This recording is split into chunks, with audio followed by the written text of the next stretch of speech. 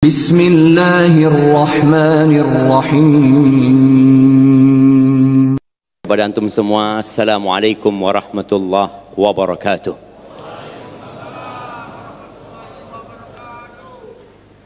Alhamdulillah. Masya Allah, masih ramai di situ panitia. Masih banyak tempat kosong lah. Iya jemaah. Ana lihat masih banyak tempat kosong. Kita akan mulai kalau antum berdiri. Kita berdiri dulu. Ya Allah. Berdiri semuanya. Ya, semua berdiri, semua berdiri. Nah, maju 1 senti, jangan lebih. Cukup 1 senti ya, duduk udah. Bismillah.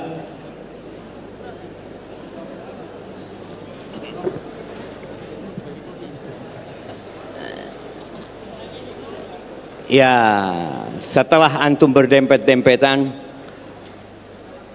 kita tuh saudara jemaah. Tapi terkadang sebagian kita tidak kenal sama saudara.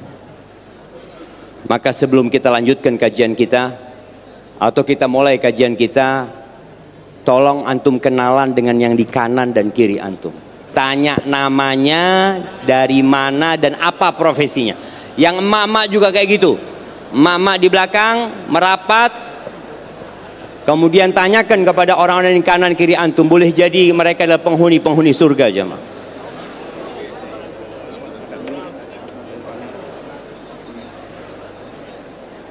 Ya itu banyak tempat kosong itu, supaya panitia nggak teriak-teriak aja di sana.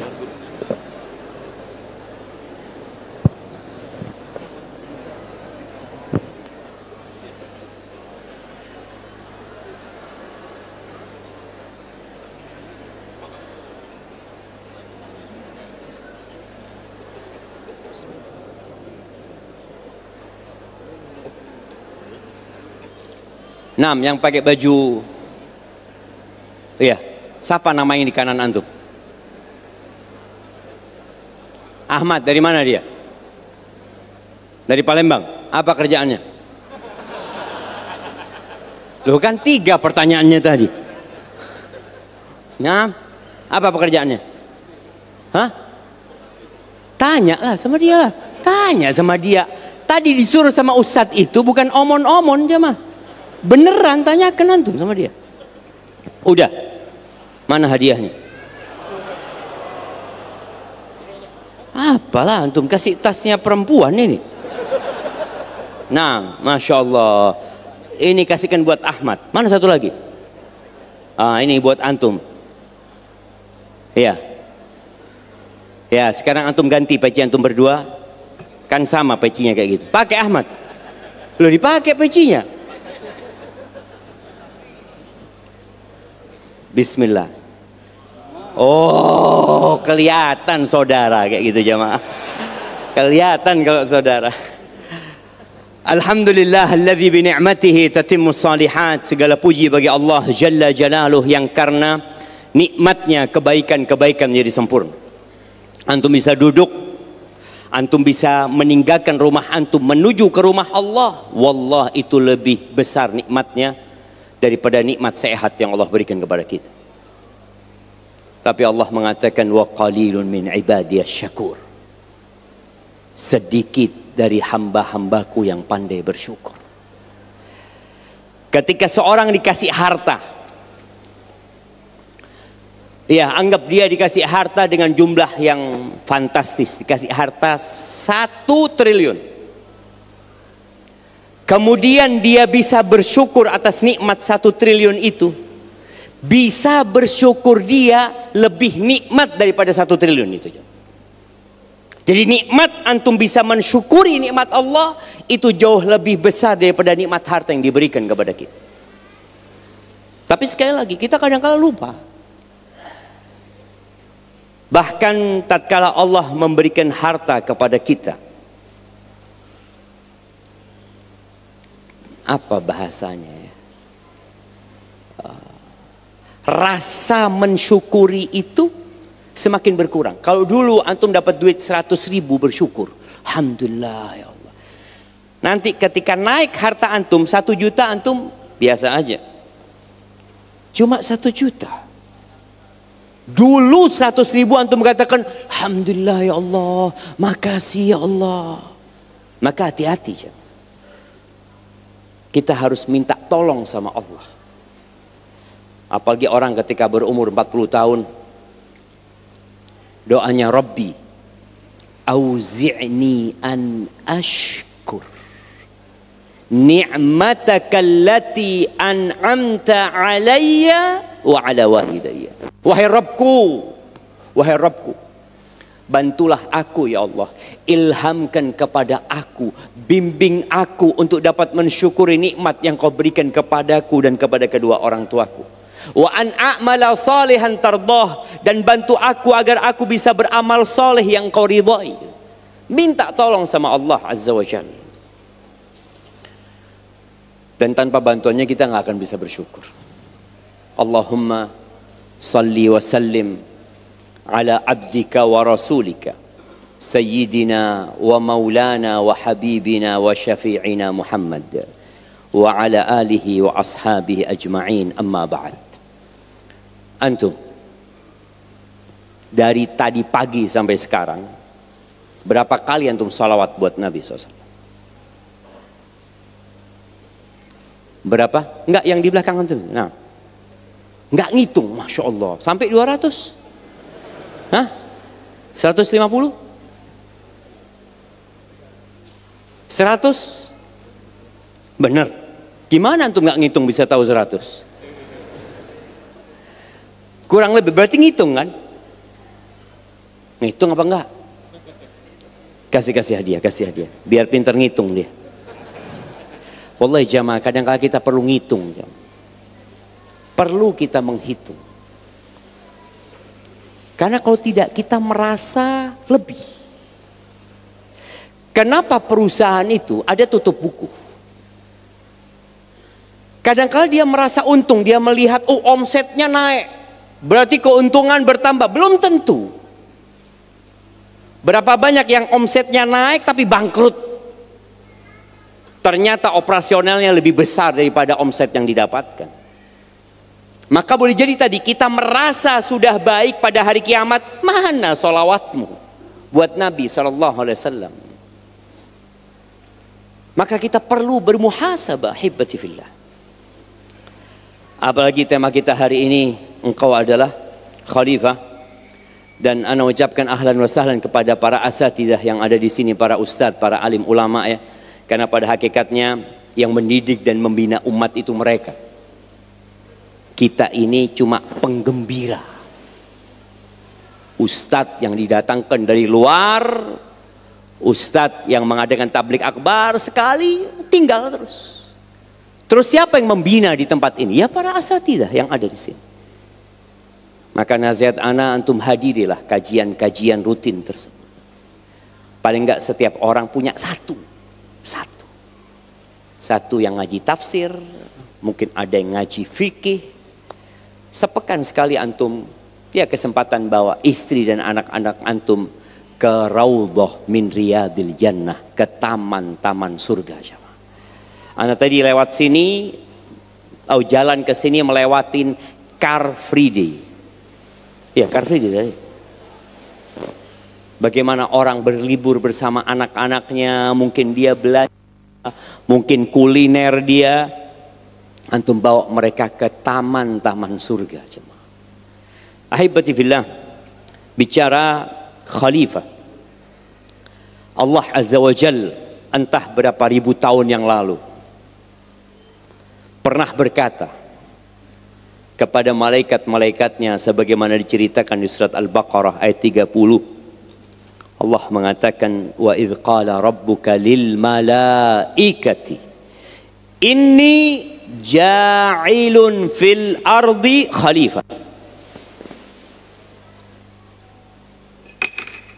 Masya Allah jamaah. Ada yang mau minum air ana kayaknya jamaah. Barakallahu fikum. Naam, inni ja'ilun fil ardi khalifah. Aku hendak menjadikan khalifah di muka bumi ini. Yang saat ini jumlah penduduknya adalah 8 miliar. Mereka adalah khalifah. Khalifah itu bermakna generasi yang akan digantikan oleh generasi selanjutnya. Kita tahu di negeri kita Gubernur Sumsel ini udah berapa kali ganti? Yang tahu anak kasih hadiah. Karena anak nggak tahu jangan. Wali kota Palembang ini akan terus berganti. Pengurus Masjid At-Taqwa ini juga akan terus berganti. Kemudian rumah yang antum tempati sekarang nanti akan digantikan oleh orang lain. Itu khalifah. Yang tentunya khalifah itu memiliki tugas yang diemban dan amanah yang harus dijalankan. Ketika Allah menyampaikan itu kepada malaikat-malaikatnya, apa kata malaikat? Para malaikat ragu dengan keberadaan khalifah ini. Apakah mereka akan memakmurkan bumi atau sebaliknya? Maka mereka berdasarkan pengalaman sebelumnya, karena disebutkan ada makhluk sebelum manusia yang berada di bumi ini, yang dikatakan mereka adalah bangsa jin, dan kita tahu jin ada sebelum manusia. Maka para malaikat mengatakan, qalu ataj'alu fiha man yufsidu fiha wa yasfikud dima.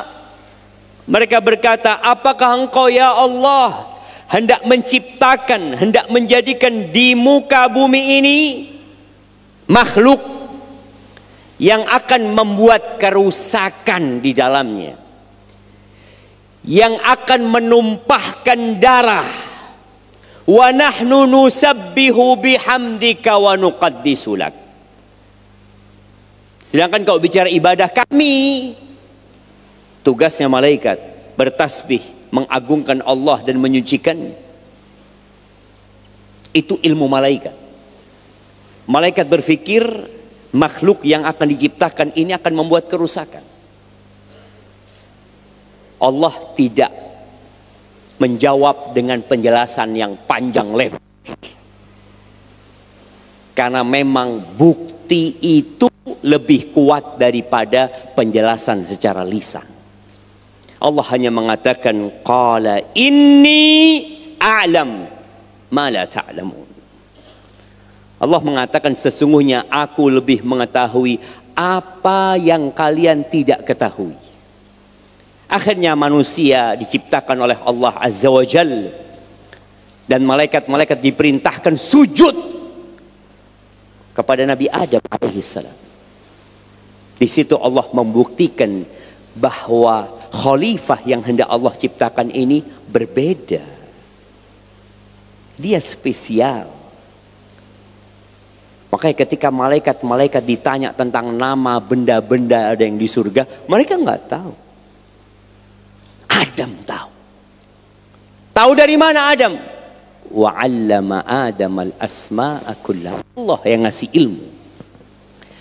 Oleh karena itu jamaah, ayat yang pertama turun kepada Nabi kita Muhammad alaihi salatu wasallam apa? Iqra. Jadi menjadi khalifah butuh ilmu. Mereka yang tidak belajar bagaimana memakmurkan bumi ini sesuai dengan keinginan penciptanya, maka dia akan membuat kerusakan.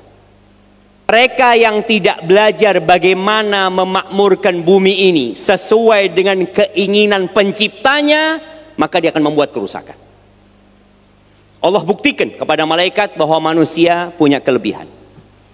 Yang kedua, saat kita duduk bersama ini di rumah Allah, Allah itu membanggakan kita di hadapan malaikat-malaikatnya.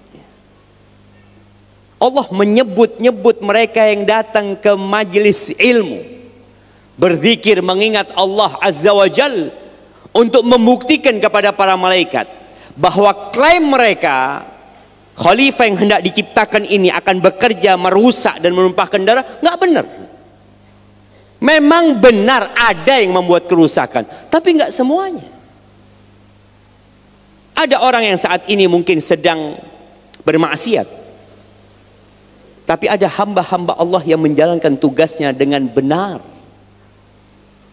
Dan buktinya, ketika musim haji, datang jutaan manusia dari berbagai penjuru dunia menuju ke kota Mekah, bertawaf di rumah Allah, kemudian wukuf di padang Arafah, yang ada syiar mereka adalah mengatakan labbaik Allahumma labbaik, labbaik la syarika laka labbaik, innal hamda wan ni'mata laka wal mulk la syarika lak.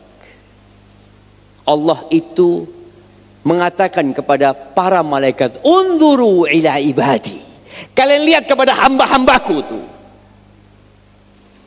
atauni syu'than ghubran, mereka datang dengan kondisi rambut yang penuh dengan debu, dengan tubuh yang penuh dengan keringat yang bercampur dengan tanah,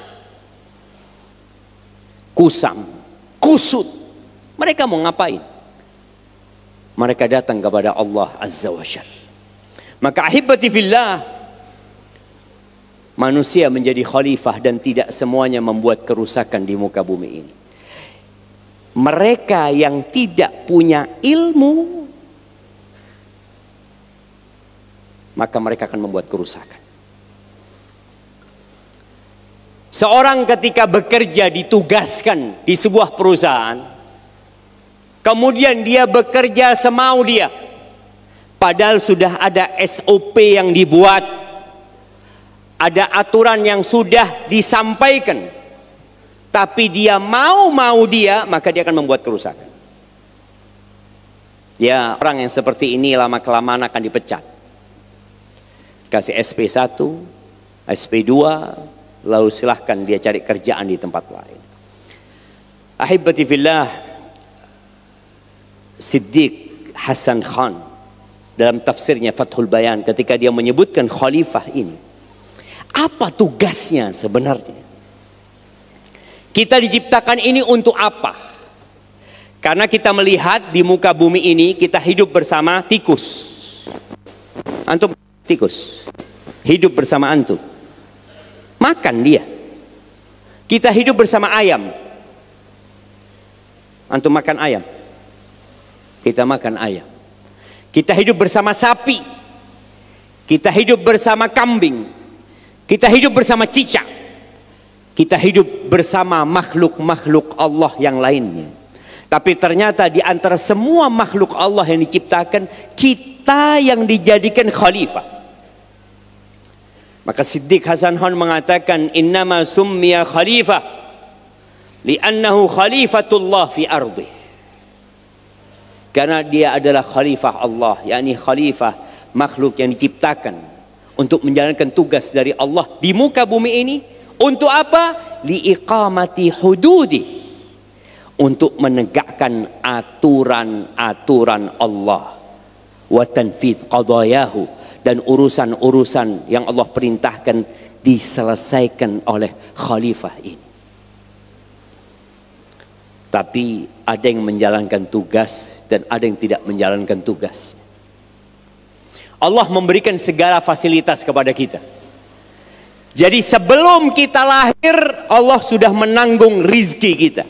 Ada rizki antum. Dan subhanallah, rizki itu jalan bersama ajal. Antum gak bakalan mati sampai rizki antum habis. Dan rizki antum tidak akan habis sampai antum mati. Ada orang meninggal dunia, ditemukan di rekeningnya uang 20 miliar. Di berangkasnya ada emas 2 kilo. Rizki dia? Apakah itu rizki dia? Bukan. Bukan. Rizkinya siapa? Ahli waris. Adapun bapaknya yang mati udah habis rizkinya dia. Dan Allah Azza wa Jalla menyebutkan di surat Al-Ahzab tentang amanah yang diemban oleh manusia ini, yang seharusnya dia jalankan dengan baik dan benar, yang tadi dibutuhkan ilmu sehingga dia harus belajar. Rasul sallallahu alaihi wasallam mengatakan talabul ilmi faridatun ala kulli muslim. Menuntut ilmu itu kewajiban setiap muslim. Dan alhamdulillah di negara kita dulu pada waktu awal kemerdekaan banyak yang tidak bisa membaca dan menulis. Maka program pemerintah kita yang pertama pada waktu itu membasmi, bukan membasmi, apa? Memberantas buta huruf dulu. Makanya dulu pegawai negeri itu lulus SD. Masya Allah, nanti kasih tisu Ustaz. Memang Palembang ini panas ya mak. Kemarin ada yang ngomong sama anak, Palembang ini sudah kayak Medina Ustaz, panasnya Ustaz. Tapi kayaknya berlebihan ya mak. Memberantas buta huruf. Dulu Quran terjemahan itu pemiliknya hanya sedikit sekali. Percetakan itu banyak jamaah. Karena memang gak ada yang bisa baca. Yang bisa baca setelah kemerdekaan itu hanya anak-anak orang kaya. Dan sekolahnya biasanya sekolah penjajah. Dari sekolahnya mereka di sekolahan para penjajah ini. Yang menjajah negeri kita. Tapi alhamdulillah sekarang program pemerintah sudah 9 tahun. 9 tahun ya. Belajar selama wajib belajar 9 tahun. Dulu wajib belajar 6 tahun. Sekarang berubah wajib belajar 9 tahun. Dan ingat dalam agama kita wajib belajar sampai mati. Nggak ada ceritanya orang berhenti belajar. Antum pikir ustadz ini sudah selesai belajarnya? Nggak ada jemaah. Terus belajar menuntut ilmu. Karena menjalankan tugas sebagai khalifah butuh ilmu. Al-Imam Bukhari dalam kitab sahihnya menyebutkan al-ilmu qabla al-qawli wal amal. Berilmu terlebih dahulu sebelum ngomong dan sebelum berbuat. Kadangkala kita sibuk komentar tanpa ilmu, beramal tanpa ilmu, yang ada kerusakan di muka bumi ini. Kita lihat bagaimana pemerintah kita berusaha membuat aturan. Sebelum orang mengambil tindakan itu, baca dulu aturannya, berilmu dulu. Kalau tidak akan terjadi kerusakan. Kemarin anak dari bandara ke Prabu Mule itu tolnya rusak jemaah. Betul. Kata pendamping anak, ini sudah ketangkap Ustaz. Yang buat tol ini kata dia. Dia tanpa ilmu beramal. Yang ada bencana buat dia dan bencana buat orang lain. Maka tadi Imam Bukhari menyebutkan, kemudian menyampaikan firman Allah, fa'lam annahu la ilaha illallah wastaghfir li dzambik. Fa'lam, ilmu dulu. Ngilmu dulu baru beramal, baru ngomong. Tapi kembali kepada firman Allah di surat Al-Ahzab ayat 72. Allah Azza wa Jalla mengatakan, inna aradna al-amanah ala samawati wal ardi wal jibal. Ingat, ciptaan Allah bukan hanya manusia. Allah menawarkan amanah ini kepada langit yang 7 lapis, kepada bumi yang kita injak, dan kepada gunung-gunung yang menopang bumi ini. Fa'abaina an yahmilnaha wa ashfaqna minha. Semua makhluk yang dahsyat itu nggak berani dengan amanah itu. Mereka takut tidak bisa menjalankan amanah itu. Terus siapa yang mengambil amanah itu? Wa hamalahal insan.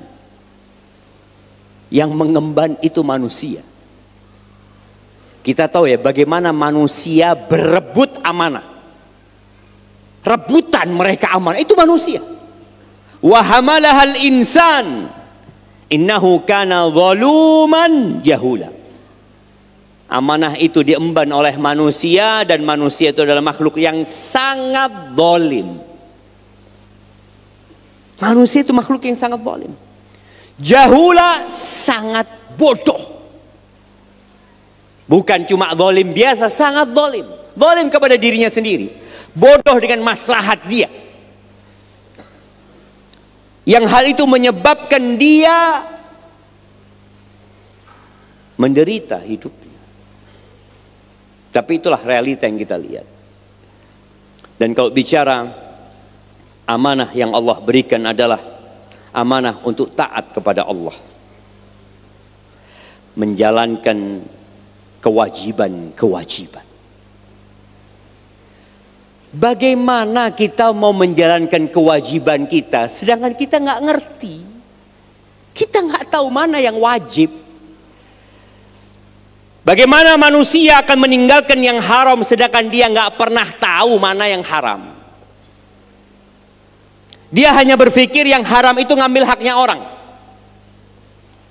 Betapa banyak transaksi-transaksi yang diharamkan dalam agama, tapi orang nggak tahu dan tidak belajar.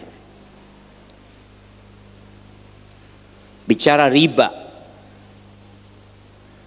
kita tahu manusia ini banyak menganggap riba itu nggak haram, Ustaz. Kenapa? Kan ridho sama ridho, Ustaz. Ana merasa terbantu, Ustaz. Dan bunganya nggak besar. Berapa persen? Cuma 10%. Pinjam 1 juta, kembalikan.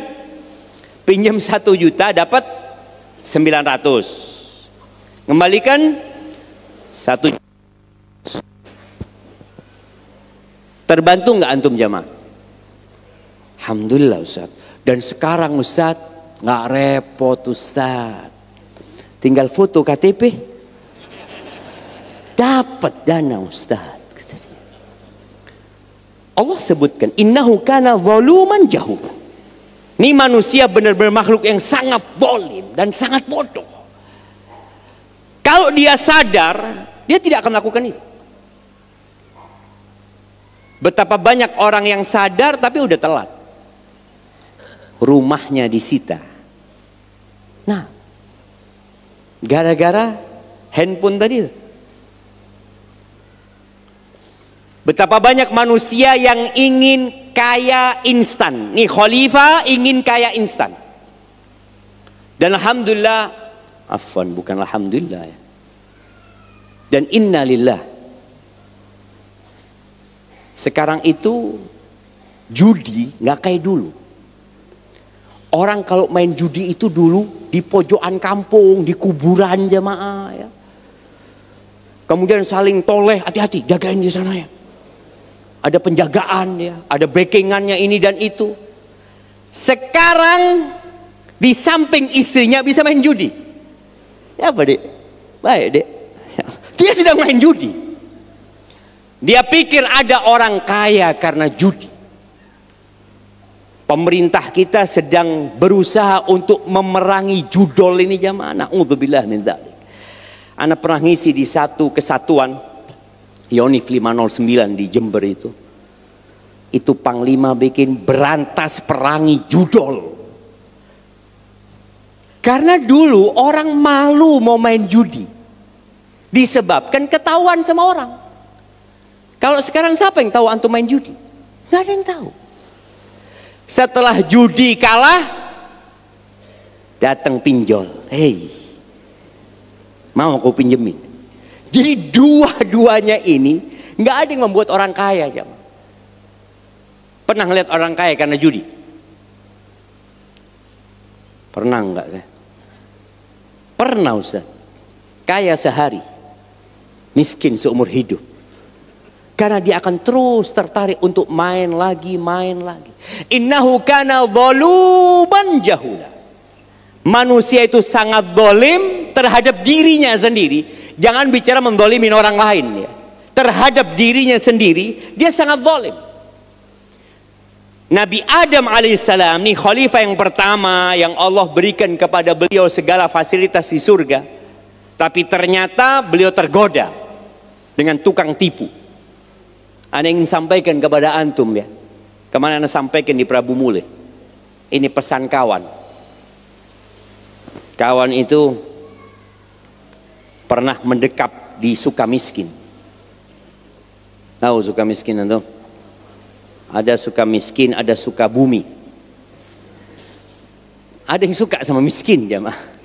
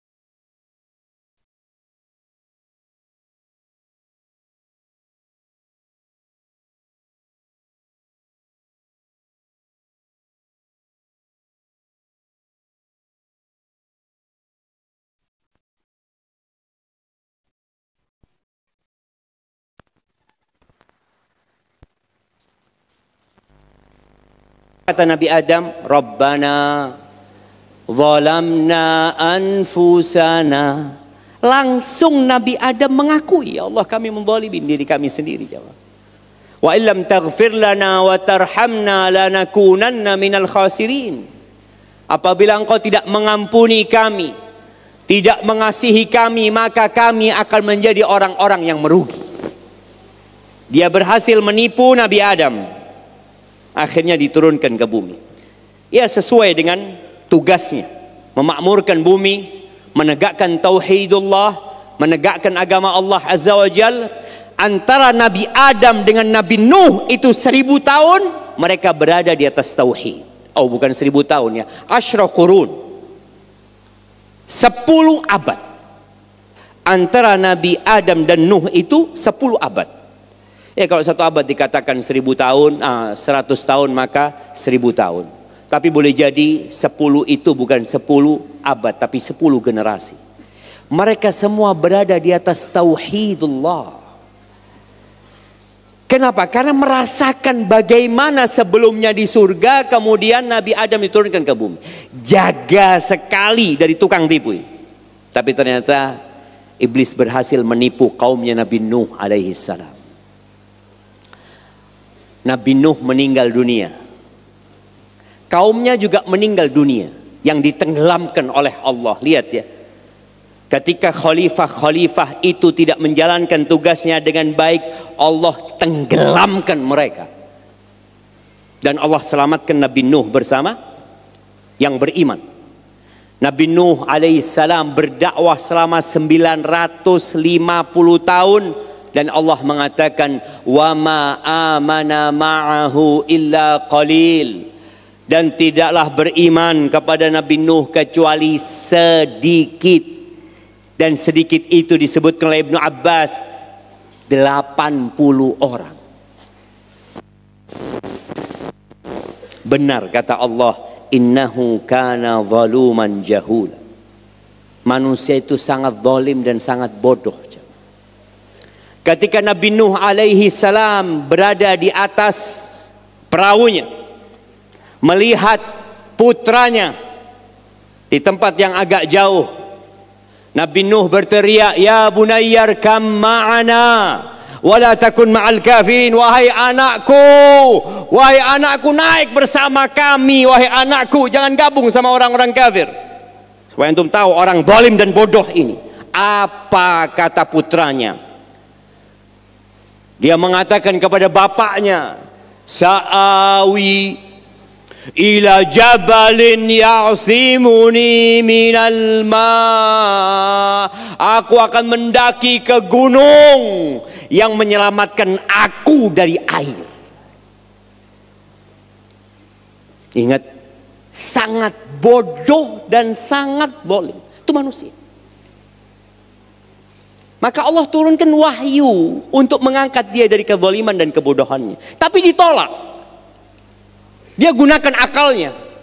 Karena dia tahu sepanjang hidup tidak ada air melewatin gunung.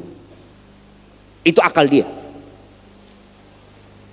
Kata Nabi Nuh, la asimal yaum min amrillah illa man rahim. Nggak ada, nak. Nggak ada yang selamat dari azab Allah ini kecuali yang Allah rahmati. Fahala bainahumal mauj. Datangkan ilmu. Butuh belajar. Penghuni neraka itu, apa pernyataan mereka? Mereka mengatakan waqalu law kunna nasma' au na'qil ma kunna fi ashabis sa'ir. Kata mereka, andai kata dulu waktu kami hidup di dunia, kami mau mendengar, kami mau berpikir, kami nggak akan jadi penghuni neraka, kata mereka. Tapi udah selesai, jamaah. Ahibati billah, Masya Allah, benar kayaknya ada yang hadir bersama kita, jamaah. Bismillah. Atau Anda disuruh minum sama dia aja. Bismillah. Alhamdulillah. Kembali kepada iblis tadi. Dia bisa menipu putranya Nabi. Bisa menipu istrinya Nabi. Bisa nggak dia nipu antum? Oh, tukang tipu ini siapa aja ditipu, jemaah. Siapa aja ditipu. Apalagi dia punya pengalaman. Nabi Nuh meninggal, kaumnya meninggal, ganti Nabi Hud, juga sama ditipu kaumnya Nabi Hud, kaumnya Nabi Soleh ditipu, kaumnya Nabi Ibrahim. Bayangkan ya, bagaimana iblis menipu kaumnya Nabi Ibrahim. Ini sebagai khalifah, kadang-kadang lupa dengan tugasnya. Itu kaumnya Nabi Ibrahim melihat Nabi Ibrahim dilemparkan ke api. Selamat Nabi Ibrahim, beriman mereka? Enggak juga, jemaah. Sebelum Nabi Ibrahim dibakar, Nabi Ibrahim disidang sama mereka. Ditanya Nabi Ibrahim, "A anta fa'alta hadza bi alihatina ya Ibrahim?" Ibrahim, ngaku engkau. Apakah engkau yang menghancurkan Tuhan-Tuhan kami ini? Kata Nabi Ibrahim, aku. Bal fa'alahu kabiruhum hadha. Yang melakukan ini, itu yang paling besar tuh. Fas'aluhum in kanu yantiqun. Tanyakan kepada yang hancur ini, kau bisa ngomong. Kata mereka, gimana sih? Suruh ngomong sama patung, kata dia. Loh, kalian minta sama patung itu. Suruh ngomong, coba tanya, siapa yang hancurkan engkau? Ya gila lah kita kalau ngomong sama patung. Tapi ternyata mereka juga nggak beriman, jemaah. Supaya antum tahu bagaimana iblis ini menipu. Yang namanya khalifah pertama sudah pernah ditipu. Apalagi kita. Kaumnya Nabi Musa, Fir'aun, Bani Israel ya, dan Fir'aun bersama bala tentaranya ditipu juga sama iblis dan berhasil dia. Kaumnya Nabi Muhammad SAW, kafir Quraisy, sama. Pamannya sendiri Abu Talib, pamannya sendiri. Datang Nabi SAW, qul ya am la ilaha illallah, paman katakan la ilaha illallah, paman. Aku akan perjuangkan kalimat itu di hadapan Allah Azza wa Jalla. Aku akan bela engkau mati-matian di hadapan Allah Azza wa Jalla. Di situ ada Abu Jahal dan Abdullah bin Abi Umayyah. Apa katanya? Atarghabu an millati Abdul Muttalib. Apakah engkau tidak suka dengan ajaran nenek moyangmu, ajaran bapakmu sendiri? Akhirnya mati di atas kekufuran, di atas kesyirikan tersebut. Jadi amanah yang pertama adalah mentauhidkan Allah dan tidak menyekutukan Allah dengan sesuatu apapun. Dan setelah itu perintah-perintah Allah yang lainnya, sholat. Jadi khalifah itu sebelum berpikir memperbaiki orang lain, memperbaiki diri sendiri. Yang pertama dihisab pada hari kiamat apa? Sholat. Sholatnya. Kalau sholatnya benar, insya Allah yang lainnya benar. Jadi kalau ada khalifah nggak sholat, ya nggak benar yang lainnya udah. Kemudian setelah sholat, perintah Allah untuk menegakkan keadilan. Masya Allah, ada yang dingin di sini jemaah. Jazakallah khair ya. Ini masjid pakai AC.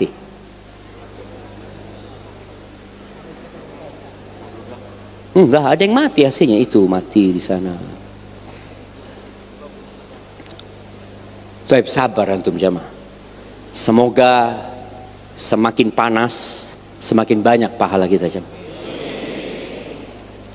Karena pahala itu kata Nabi SAW, ajruki ala qadri nasabiki wa nafaqatiki. Pahala buat engkau itu tergantung kelelahanmu dan nafkah yang dikeluarkan. Allah Azza wa Jalla berfirman di surat An-Nahl ayat 90. Allah mengatakan innallaha ya'muru bil adli wal ihsan wa ita'i dzil qurba wa yanha 'anil fahsya'i wal munkari wal baghi ya'idzukum la'allakum tadhakkarun. Sesungguhnya Allah memerintahkan untuk berlaku adil. Kalau kita bicara adil, selalu kita bicara pemerintah harus adil. Sebelum antum bicara pemerintah, ketika dengar ayat keadilan, itu diri kita sendiri dulu lah. Dan kita tahu di Pancasila itu ada sila yang berbicara tentang keadilan. Nah, sebutkan antum.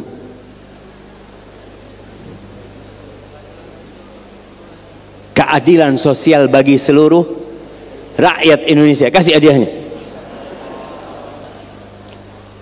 Masya Allah, masih ada hadiahnya. Ya, arti keadilan itu harus ditegakkan. Di mana? Di diri kita sendiri. Jangan menzalimin diri antum. Jangan pilih kasih terhadap anak-anak antum. Bagaimana Rasul Shallallahu Alaihi Wasallam ketika didatangin seorang sahabat yang hendak memberikan seorang budak kepada putranya yang bernama An-Nu'man. Dia ngomong, nama bapaknya Bashir. Dia ngomong, ya Rasulullah, aku ini mau kasih Nu'man ini budak, tapi emaknya nggak mau kecuali engkau yang jadi saksi. Nabi SAW bertanya, akulla waladika nahalta? Apakah semua anakmu kau kasih dengan pemberian yang sama? Enggak ya Rasulullah. Apakah engkau ingin mereka semua berbakti kepadamu? Ya tentunya ya Rasulullah. Fala idzan la ashhadu ala jur. Aku tidak mau jadi saksi atas kezaliman. Enggak, kata Nabi SAW. Bayangin, ketika kita bicara keadilan dimulai dari rumah kita.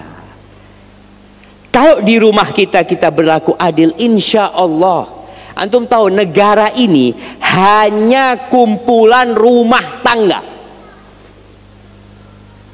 Hanya kumpulan rumah tangga.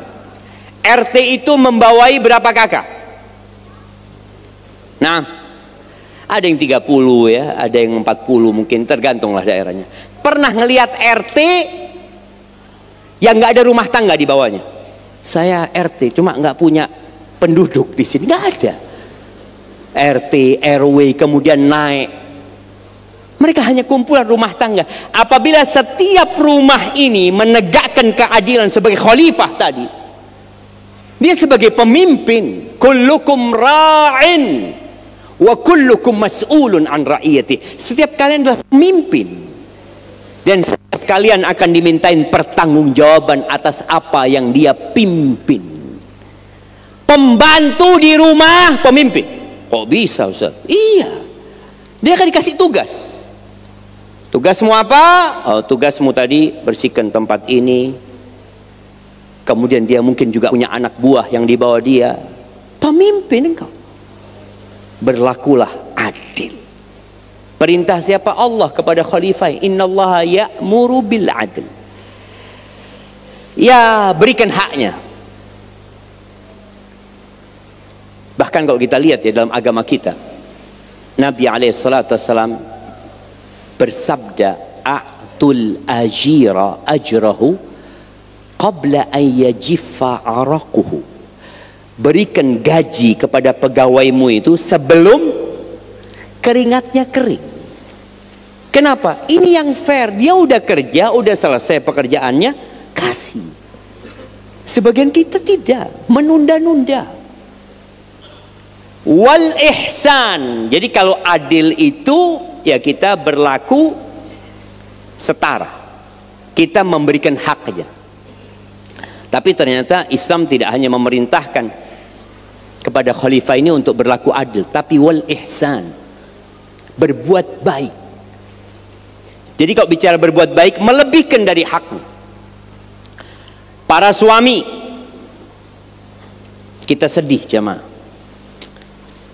Menteri agama kita, semoga Allah memberikan petunjuk dan bimbingan kepada beliau, itu mengeluhkan sebuah fenomena yang sebelumnya tidak terjadi, yaitu berkurangnya jumlah pernikahan dan bertambahnya jumlah perceraian.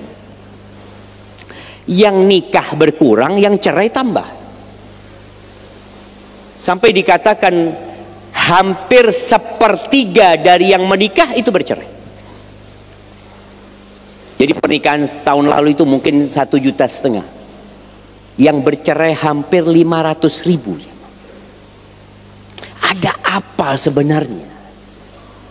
Apakah ada ketidakadilan di dalam rumah itu? Ada kezaliman di sana yang menyebabkan istri akhirnya menggugat suaminya, atau menyebabkan suami menceraikan istrinya.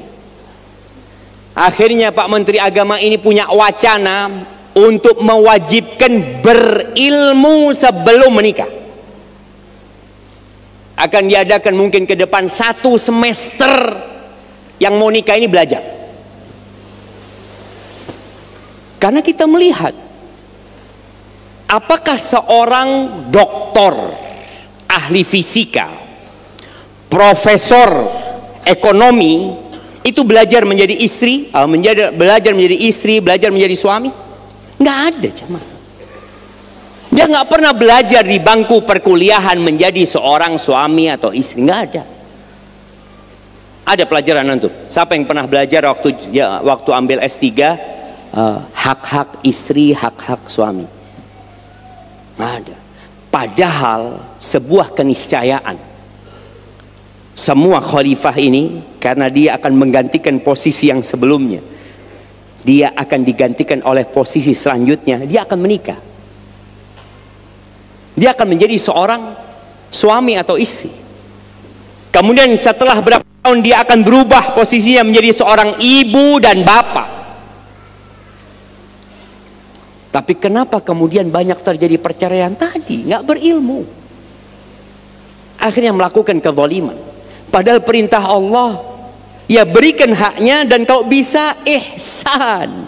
Wa ashiruhunna bil ma'ruf. Pergaulah mereka dengan cara yang ma'ruf, yang penuh dengan kebaikan. Berikan hak-haknya dan lebihkan buat mereka. Kalau bicara hak istri ya sandang, pangan, papan. Tapi ketika antum punya rizki, antum berikan kepada dia perhiasan, memang bukan hak dia, tapi itu ihsan dari suami. Kemudian ketika antum berbuat baik kepada tetangga-tetangga antum, atau kepada pegawai antum yang gajinya 1 juta, antum berikan kepada dia 1,200.000. Ini ihsan. Dan Allah memerintahkan kepada kita untuk itu. Kemudian wa ita idzil qurba. Wa ita idzil qurba. Berbagi kepada kerabat. Memberikan santunan, memberikan bantuan kepada kerabat. Subhanallah jemaah. Coba antum renungkan. Hampir di setiap keluarga itu ada yang sukses. Ini 1 saudara 3, 1 saudara 5, 1 saudara 7. Mesti ada satu yang Allah lebihkan. Ya mungkin nggak mesti, anak-anak belum pernah melakukan penelitian, tapi anak melihat mesti satu yang lebih daripada yang lainnya. Berarti dia punya amanah lebih. Apa tugasnya sebagai khalifah? Wa ita'idil qurba, berikan kepada kerabatmu. Jangan sibuk membangun masjid di tempat orang, sibuk membangun pesantren, keluarganya tidak diurusin. Maka pentingnya di sini khalifah sadar dengan kewajiban-kewajibannya. Ya, pernah datang seorang sahabat bertanya kepada Nabi SAW, ya Rasulullah, indi dinar, aku punya 1 dinar, aku infakkan kemana? Kata Nabi SAW, anfiq ala nafsik, buat engkau. Sebelum kau mikirkan orang, engkau dululah. Daripada engkau itu uang dibuat sedekah lalu engkau minta-minta, apa gunanya? Ya buat engkau. Aku punya 1 dinar lagi, ya berikan kepada istrimu.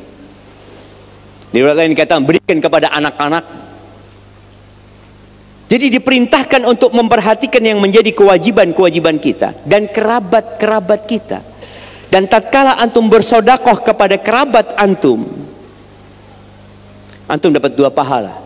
Sedekah wasilah, pahala sedekah dan pahala silaturahim. Dan katanya jemaah, negeri kita secara ekonomi sedang tidak baik-baik saja. Benar seperti itu? Kayaknya nggak benar lah. Anda lihat antum pakai baju masih. Nah, kalau antum tahu bagaimana kakek-kakek kita di masa penjajahan, nggak pakai baju mereka jemaah, pakai karung jemaah. Alhamdulillah anak-anak masih bisa sekolah. Alhamdulillah kita masih bisa sarapan. Siapa yang belum sarapan? Nah, Masya Allah ada yang belum sarapan jemaah. Nah, antum belum sarapan, nanti yang sebelah antum ngajak antum sarapan insya Allah. Bismillah. Kan tadi udah kenalan kan antum kan. Ingat tadi, berbuat baik kepada kerabat. Apabila setiap orang itu peduli sebagai dengan tugasnya, insya Allah kemiskinan itu akan dientas. Tapi kebanyakan kita tidak peduli, kita rakus dengan harta tersebut untuk diri kita sendiri. Kemudian Allah melarang ya, wa yanha 'anil fahsya, melarang dari perbuatan-perbuatan fahsya, kekejian, perzinaan. Khalifah ini harus berganti nantinya. Dan Allah berikan kepada manusia syahwat, yang ternyata syahwat ini diantara hikmah terbesarnya untuk melanjutkan perjalanan hidup ini. Anda tahu di Jepang sekarang itu populasi penduduknya seperti piramid terbalik. Singapura juga sama. Rusia di beberapa daerah, Amerika di beberapa wilayah, Jerman juga kalau nggak salah, itu penduduknya populasi seperti piramid terbalik. Maksudnya apa? Yang anak-anak kecil itu jumlahnya sedikit. Banyak orang tua. Para orang tua ini sebagian tidak mau menikah, sebagian menikah tapi nggak mau punya anak, karena mereka lupa dengan tugas. Bahkan ada di Indonesia mulai muncul sebuah aliran yang berbahaya sekali. Aliran itu namanya feminisme. Dulu ya tahun ketika revolusi 68, Mei 68 di Prancis ya. Mereka awalnya yang menuntut hak-hak para wanita. Diberikan hak mereka. Sekarang mereka nuntut persamaan. Ketika nuntut persamaan, akhirnya dalam rumah tangga itu nggak ada suami, nggak ada istri. Yang ada sama. Nggak ada pemimpin, nggak ada yang dipimpin. Akhirnya ketika sang istri mengatakan, aku nggak mau punya anak, bisa suami memaksa? Nggak bisa, nggak bisa, karena dia bukan pemimpin. Engkau nggak bisa nyuruh aku, badan-badanku, rahim-rahimku. Kalau aku mau, ahlan wa sahlan. Nggak mau. Ini aliran yang berbahaya sekali, yang membuat negara tutup. Bayangin ya, ketika menikah nggak mau punya anak, lalu siapa yang akan mewarisi? Siapa yang akan menjadi pemimpin selanjutnya nantinya? Nggak ada. Makanya negara-negara yang tadi Anda sebutkan itu berusaha untuk memberikan motivasi kepada penduduknya. Yang mau punya anak dikasih tunjangan, dikasih hadiah. Beberapa negara anak pertama dikasih tunjangan 180 juta. Di tempat kita alhamdulillah nggak dikasih tunjangan, terus bikin anak. Alhamdulillah. Alhamdulillah jemaah. Itulah ilmu. Kita alhamdulillah kita punya ilmu. Kita tahu kita hamba Allah Azza wa Jal. Dan kita tahu anak-anak adalah aset yang akan mendoakan kita dan melanjutkan negeri ini. Allah larang al-fahsya, nggak boleh zina. Sedangkan orang-orang tadi yang berpikir tidak mau menikah, apalagi sudah muncul ya yang namanya kohabitasi, kumpul kebul dengan alasan ya sudahlah kita belajar bagaimana berumah tangga. Na'udzubillah min dzalik. Allah mencegah hal itu. Loh, kita punya syahwat nikah, maka tidak ada alasan, camkan ini, tidak ada alasan seorang laki-laki berzina, sedangkan Allah Azza wa Jal sudah berfirman, fankihu ma tabalakum minan nisa mathna wa thulatha wa ruba. Allah sudah mengatakan nikahilah dari wanita yang baik-baik itu 2, 3, 4. Lalu mau berzina, Allah sudah tahu. Bagaimana bapak-bapak? Cocok? Ayatnya nggak sampai situ. Fa in khiftum alla ta'dilu fawahida. Kalau takut tidak bisa berlaku adil, cukup satu aja nggak habis. Nah, cukup satu kata Allah. Kau takut tidak bisa berlaku adil, karena perintah Allah yang pertama, Allah memerintahkan untuk berlaku adil. Adil ini penting di rumah kita. Maka tadi tidak ada alasan seorang berzina. Nggak usah, anak daripada ribut sama istri, ya ahsanlah berzina. Na'udzubillah min dzalik. Pernah salah seorang masyayikh ditanya, kenapa sih kalian ini yang belajar agama kok ngomongnya selalu tentang ta'addud, tentang poligami ya? Sedangkan kita melihat ada orang-orang kaya, orang-orang sukses, pejabat-pejabat yang nggak pernah ngomong tentang poligami. Kalian ngomongnya poligami. Syekh itu mengatakan, iya, karena kita tidak berzina. Kita tidak berzina. Kita sama punya syahwat sama seperti mereka, tapi kita tidak berzina. Ada orang-orang yang tidak pernah bicara syariat ini karena buat dia udahlah mau nyalurkan syahwat, sudah panggil pelacur ya, dia punya duit ya, dia punya uang 1 miliar umpamanya, dia bisa berzina selama 1000 hari, tiap hari dengan wanita yang baru. 1 juta enggak lah Ustaz, 1 juta terlalu murah, anggap 10 juta. Dia bisa berzina, membayar 10 juta dengan 100 wanita dan tidak ruwet.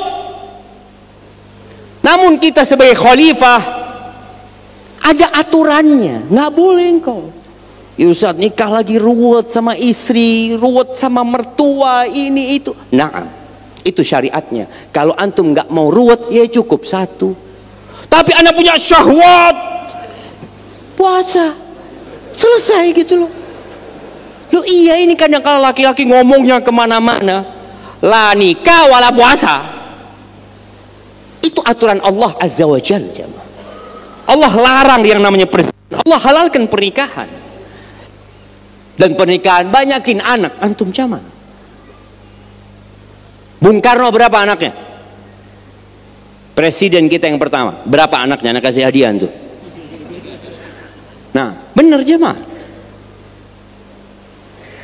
Soekarno, berapa anaknya? Nah, oke, sulit kalau menyebutkan anaknya Bung Karno karena istrinya beliau banyak.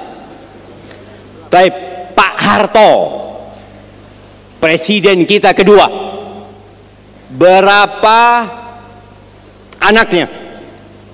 Angkat tangan yang tahu. Banyak loh anaknya Pak Harto. Nah, 6. Kasih hadiahnya coba. Insya Allah. Betul 6. 6 Pak Harto. Antum berapa? 2. Oh, paling nggak kayak Pak Harto lah. Wah, beliau itu panutan di negeri ini siapa? Beliau presiden kita, rahimahullah. Semoga Allah merahmati beliau dan mengampuni dosa-dosanya. Tadi, karena memang untuk melanjutkan tugas khalifah harus ada generasi yang menggantikan. Zina nggak boleh nikah. Nggak cukup satu, tapi takut tidak bisa berlaku adil, kita diperbanyak puasa. Perbanyak puasa, kita nggak lama hidup di dunia. Dan orang yang menyalurkan syahwatnya di tempat yang haram, sekali lagi, dia tidak akan merasakan kenikmatan sebenarnya. Dia hanya kebiasaan berzina.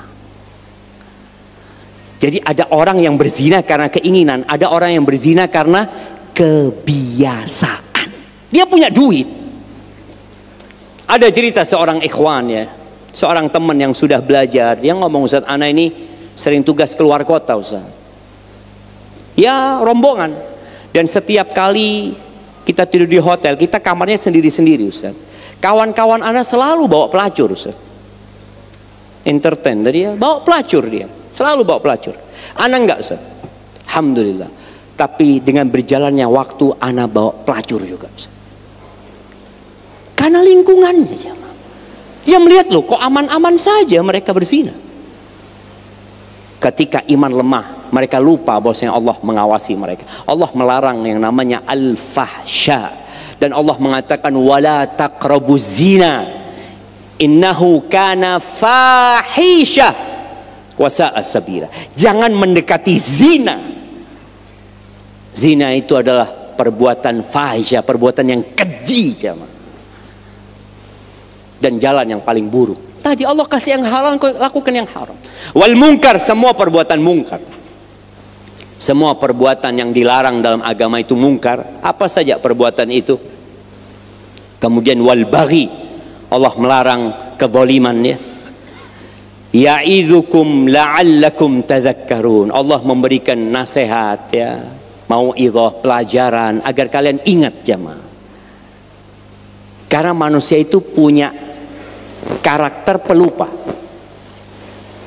Dan Nabi Adam itu ditipu iblis karena lupa.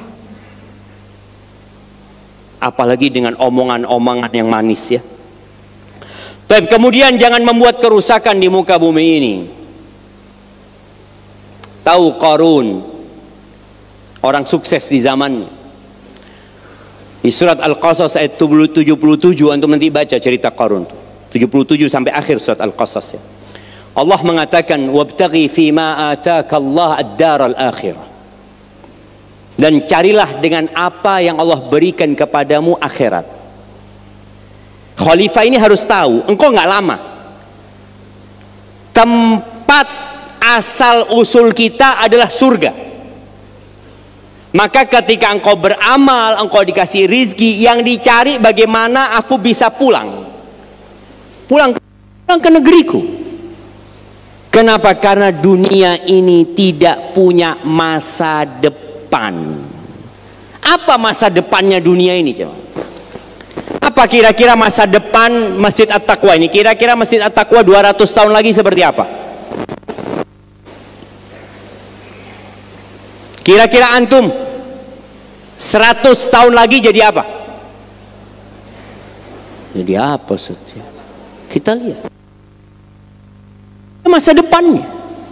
Tapi terkadang kita tertipu seakan-akan dunia kemana? Nggak ada masa depannya. Antum lihat tadi Bung Karno kemana? Mati. Pak Harto kemana? Mati. Terus Habibie mati. Abdurrahman Wahid mati. Ibu Mega kemana suaminya? Mati. SBY kemana istrinya? Mati. Yang masih hidup sedang nunggu kematian. Nah, itu masa depan. Kalau bicara rumah masa depannya kuburan itu. Nggak ada masa depannya. Makanya Allah mengingatkan, carilah. Engkau kalau dikasih rezeki sama Allah, yang dicari itu akhirat. Engkau dikasih jabatan, kedudukan, kekuasaan, cari akhirat. Kenapa? Nggak ada masa depan. Indonesia nggak punya masa depan. Indonesia nanti akan hilang dari peta dunia. Bumi ini akan menjadi datar nantinya, seperti roti jamaah. Di situ akan ada padang mahsyar nantinya. Nggak ada masa depannya. Maka cari akhirat. Dapat rezeki alhamdulillah, akhirat. Diangkat jadi pimpinan atau apa, dia berpikir untuk akhirat. Kemudian kata Allah, wala tansa nasibaka minad dunya. Tapi kamu jangan lupa bagianmu di dunia. Kita butuh ongkos hidup di dunia ini. Butuhlah punya rumah, butuh punya mobil, butuh punya kendaraan, butuh makan, butuh. Tapi ingat, nggak banyak kebutuhan kita. Kadang-kala kita melihat ada orang kaya punya uang 10 triliun. Kalau 1 tahun dia habis 10 miliar, berapa tahun dia hidup seharusnya? Dia punya berapa triliun? 10. Kalau 1 tahun dia hidup dengan 10 miliar, 100 kali 10, 1000 tahun. Betul. Dia seharusnya hidup 1000 tahun. Aku punya uang 10 triliun. Nggak ada. Kita lihat umur umat Nabi SAW antara 60-70 kemudian mati. Maka jangan lupa engkau hidup di dunia. Boleh engkau bersenang-senang ya, punya mobil, punya kendaraan, tapi tetap ambisimu adalah akhirat. Wa ahsin kama ahsanallahu ilaik. Berbuat baiklah engkau sebagaimana Allah berbuat baik kepadamu. Jadi kalau Allah berbuat baik sama kita dan semua kebaikan Allah kita rasakan, jangan kemudian antum simpan, berbuat baik sama orang lain. Wala tabghil fasada fil ard. Jangan berbuat kerusakan di muka bumi ini.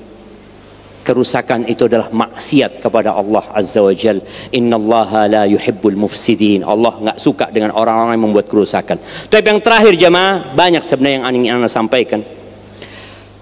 Terakhir, Anda akan membacakan sebuah hadis yang diriwayatkan Ibnu Majah dari Abdullah ibn Umar radhiyallahu anhuma, bahwa pernah suatu hari Rasulullah sallallahu alaihi wasallam menghadap kepada kami. Beliau mengatakan, ya ma'syaral muhajirin, wahai orang-orang muhajirin, khamsun idzabtulitum bihinna wa a'udzu billahi an tudrikuhunna. Ada 5 perkara yang kalau kalian dikasih bala dengan 5 perkara ini berat sekali, dan aku berharap kalian tidak akan hidup sampai masa itu. Ini pesan kepada generasi yang akan melanjutkan perjuangan di muka bumi. Yang pertama, lam tadharil fahishatu fi qaumin qatta hatta yu'linu biha illa fasha fihim at-ta'un wal awja' allati lam takun madat fi aslafihim alladhina madaw. Tidaklah di sebuah negeri al-fahisha, perbuatan keji tadi, perzinaan, LGBT dan teman-temannya itu muncul dan nampak di satu kaum, kemudian mereka mengumumkannya, nggak sembunyi-sembunyi lagi. Ada kondisi orang berbuat dosa sudah nggak sembunyi-sembunyi. Na'udzubillah min dzalik. Sekarang orang berzina di video, kemudian disebarkan. Kalau itu terjadi, apa kata Nabi SAW? Allah akan berikan hukuman. Hukumannya adalah akan tersebar di antara mereka wabah penyakit, taun, dan penyakit-penyakit yang belum pernah ada di umat-umat sebelumnya. Ya, COVID-19 ya. COVID-19. Kita tahu penyebabnya apa.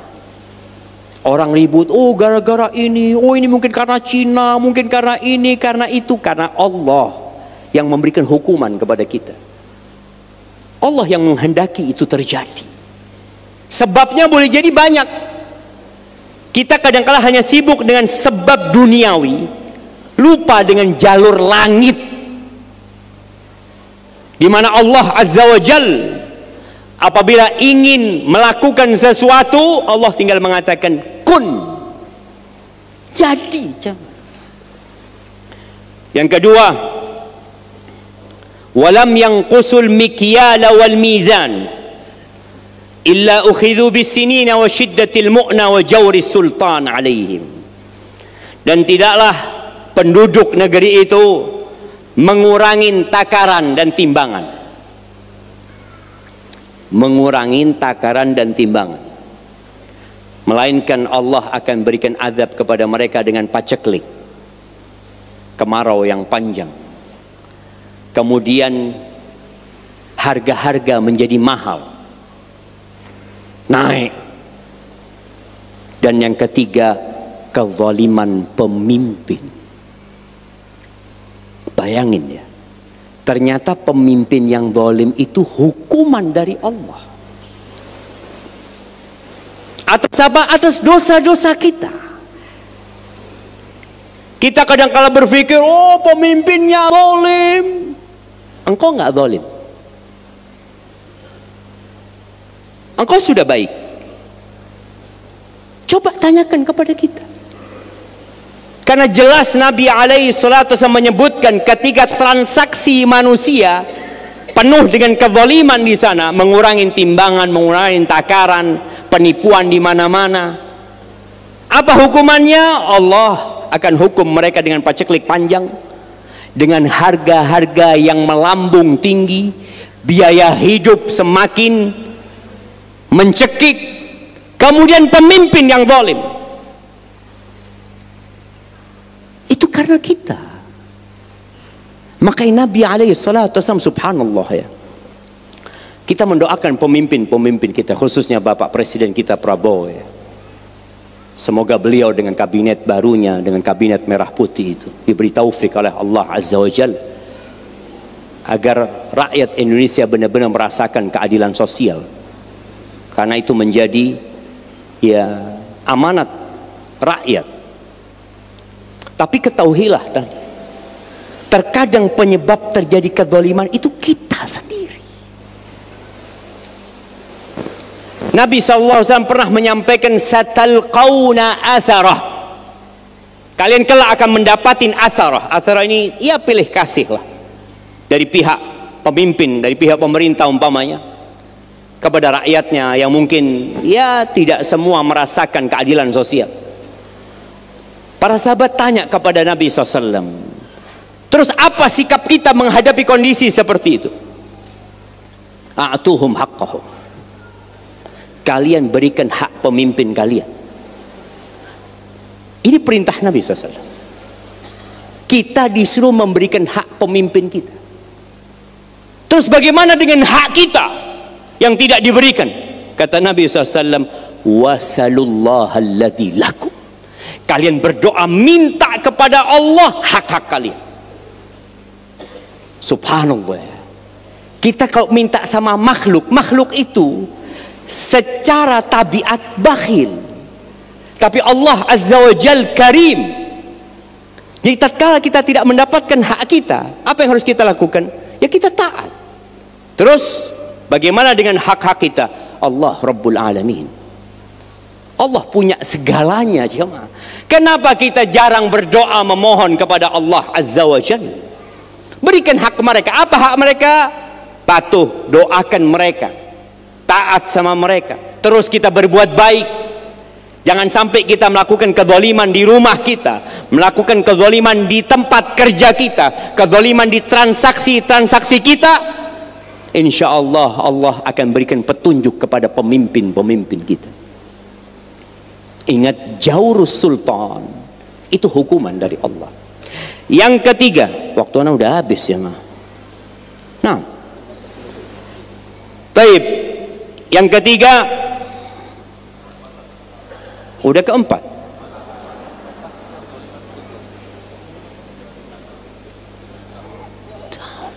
Alhamdulillah. Memang kenapa orang kalau ngajar itu perlu evaluasi? Karena kadangkala mungkin ustadznya salah menyampaikan, mungkin muridnya salah mendengar. Ana izin minum dulu.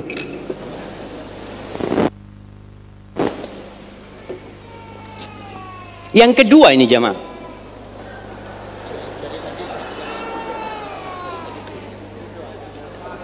yang barusan ana sampaikan itu yang kedua, betul? Oke, alhamdulillah, sepakat kita ya. Sekarang yang ketiga, walam yamna'u zakata amwalihim illa muni'ul qatra minas sama walaulal bahaim lam yumtaru. Dan tidaklah mereka menahan zakat harta mereka, melainkan Allah Azza wa Jalla akan menghalangi turunnya hujan buat mereka.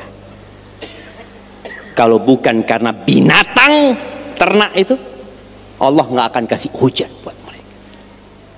Tolong semuanya kembali kepada yang awal disampaikan, belajar bagaimana mengeluarkan zakat. Banyak petani-petani yang tidak mengeluarkan zakat. Banyak pedagang-pedagang yang salah cara perhitungan zakatnya karena nggak belajar. Datang kepada para asatidzah, Ustaz, anak punya pedagangan seperti ini, tolong hitungkan zakatnya berapa, Ustaz. Kadangkala orang kalau punya uang 1 miliar, zakatnya berapa? 25 juta. Baik, kalau 1 triliun 25 miliar. Betul? Kalau 10 triliun 250 miliar. Banyak banget, Ustaz. Ada seorang syekh, dia cerita, anak ini yang banyak datang konsultasi sama ini yang uangnya miliaran, yang triliunan nggak pernah konsultasi zakat. Itu realita ketika khalifah nggak mau belajar, akhirnya dia membuat kerusakan. Betapa banyak hak-hak orang miskin yang dimakan sama dia. Wa fi amwalihim haqqun ma'lum. Dan di harta-harta mereka ada hak yang sudah dimaklumi. Buat siapa? Lisa'il wal mahrum. Buat orang yang minta-minta atau orang miskin yang tidak minta-minta. Dan kemudian yang keempat, walam yanqudu ahdallah wa ahda rasulih illa sallatallahu alaihim aduwan min ghairihim fa akhadhu ba'dha ma fi aydihim. Allahu akbar. Dan tidaklah mereka mengkhianati perjanjian mereka dengan Allah dan Rasulnya. Kita punya perjanjian sama Allah, kita punya perjanjian sama Rasul sallallahu alaihi wasallam. Syahadat kita, asyhadu an la ilaha illallah wa asyhadu anna Muhammad Rasulullah. Ada konsekuensi ucapan la ilaha illallah dan ada konsekuensi dari ucapan antum Muhammad Rasulullah sallallahu alaihi wasallam. Dijalankan enggak? Gimana mau dijalankan? Ngerti aja enggak sebagian kita. Apabila itu terjadi, Allah akan kuasakan musuh dari luar yang menguasai sebagian negeri kita. Akan ada penjajah yang menguasai negeri kita. Ya, akan ada tempat-tempat yang dikuasai oleh orang lain, padahal negeri-negeri kita. Kita tahu bagaimana sebagian negeri kita sudah, ya mungkin diambil sama orang, mungkin dikuasai sama orang. Dan kita lihat bagaimana perjuangan pemerintah kita untuk mempertahankan hal itu. Tapi apabila kita mengkhianati perjanjian kita sama Allah Azza wa Jalla, Allah yang akan bikin musuh nguasain. Allah. Ana tanya kepada salah satu prajurit, dia mengatakan sebelum Pak Prabowo menjabat, Ustaz, kekuatan negeri kita untuk menghadapi musuh, Ustaz, itu hanya 1 hari, Ustaz. Hanya 1 hari. Setelah Pak Prabowo menjawab jadi 2 hari, Ustaz. Betul, jamaah. Itu disebutkan. Dengan segala peralatan yang ada, artinya kalau musuh asing mau nyerang negeri kita, kita hanya bertahan 1 hari, 2 hari. Setelah itu ya kita hidup bersama rakyat, kita berjuang bersama rakyat. Negeri ini bukan hanya milik pemerintah, negeri ini negeri kita bersama. Apa yang harus kita lakukan? Tadi menjaga perjanjian kita sama Allah. Setiap pribadi jadi orang yang benar. Sudah antum khalifah. Antum ketahui apa tugasku, ya Allah, apa yang harus aku lakukan, mengikuti Rasul sallallahu alaihi wasallam.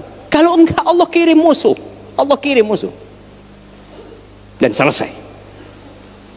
Kemudian yang ke-5, wa ma lam tahkum a'immatuhum bi kitabillah wa yatakhayyaru mimma anzalallah illa ja'alallahu ba'sahum bainahum. Dan tidaklah pemimpin-pemimpin mereka meninggalkan berhukum dengan kitab Allah dan meninggalkan memilih yang terbaik dari apa yang Allah turunkan, melainkan Allah akan jadikan mereka ribut di antara mereka sendiri. Perang saudara, ribut di antara mereka, bunuh-bunuhan di antara mereka, itu akan terjadi.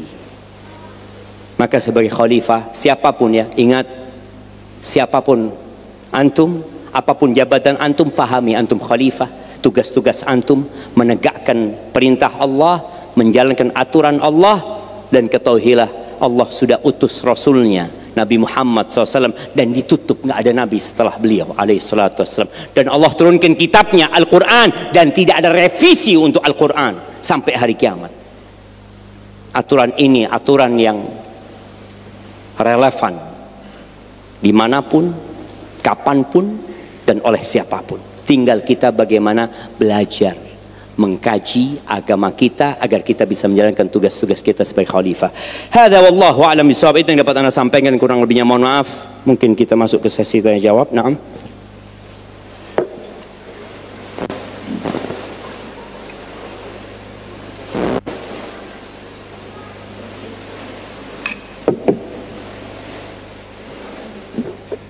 Ana suruh baca lagi ya mah.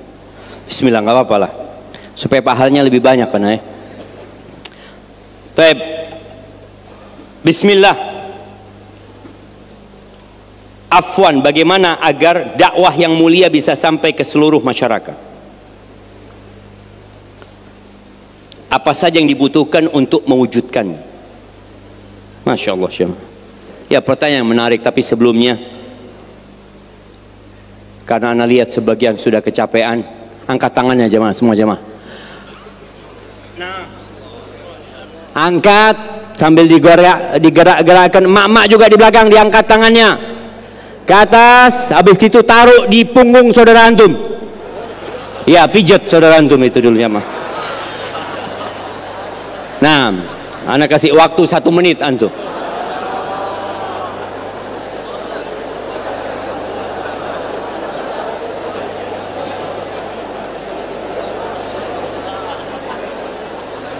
Hai, jangan berhenti, belum. Kok berhenti? 1 menit. 1 menit, biar ada hasilnya jemaah.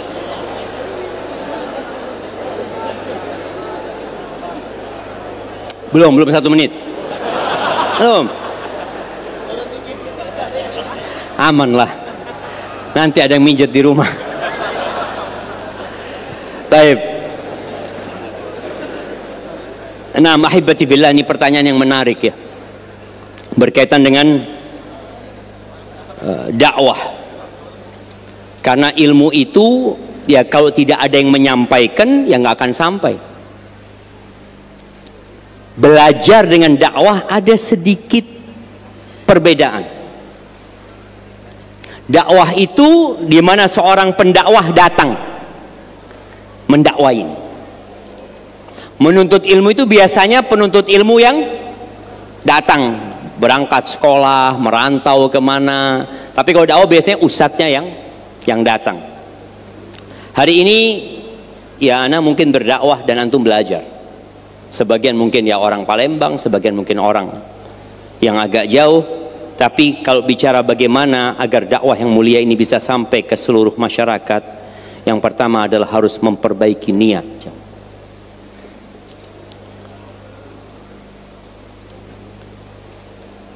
Ustadz itu juga harus bermuhasabah. Apa sih niat dia menyampaikan agama Allah? Apakah popularitas? Apakah harta? Apakah tahta? Apakah kekuasaan? Dan Nabi SAW pernah menyampaikan kepada para sahabatnya, likulli ummatin fitnah wa fitnatu ummati al-mal.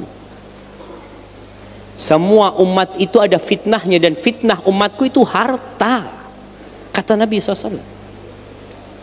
Maka perbaiki niatnya. Kenapa antum mau sibuk di lembaga sekolah itu?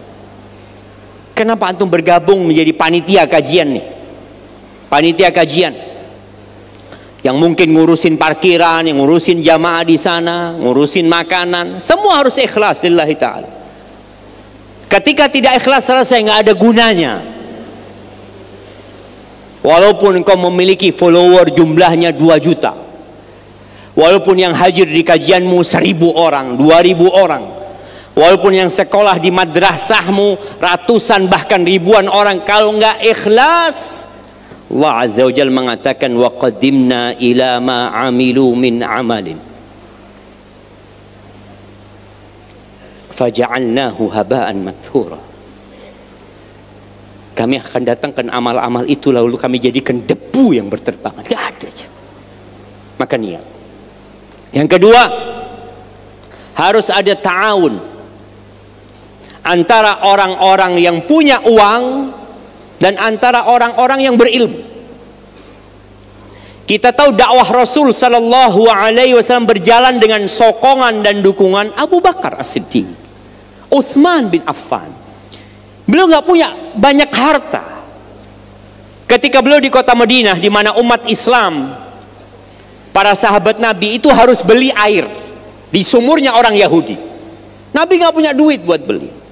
Maka beliau memotivasi para sahabatnya sallallahu alaihi wasallam, siapa yang beli bi'r ma'unah akan diganti di surga Allah Azza wa Jalla. Allah berikan kepadanya surga. Dibeli oleh Utsman bin Affan radhiyallahu anhu. Separuh dibeli jemaah. Supaya umat Islam, jadi sumur itu punya Yahudi. Satu hari umat Islam, satu hari dijual sama Yahudi. Akhirnya di waktu hari yang dijual nggak ada yang beli jemaah. Kenapa? Karena semua orang ngambil gratis. Kata Yahudi, nggak laku ini, kata dia. Akhirnya dijual semuanya sama Yahudi. Tadi harus jalan bersama. Dan tetap yang menjalankan dakwah harus yang punya ilmu, yang punya harta dengan hartanya. Yang ketiga, semuanya berdakwah. Kulluna du'at. Semua kita itu pendakwah. Tapi sesuai dengan ilmu yang antum ketahui. Hari ini antum belajar. Ana berharap setiap orang yang pulang menyampaikan kepada satu orang saja. Nabi SAW mengatakan liyuballighi syahid minkumul ghaib. Yang hadir menyampaikan kepada yang tidak hadir. Sampaikan. Tapi jangan ditambah-tambahin.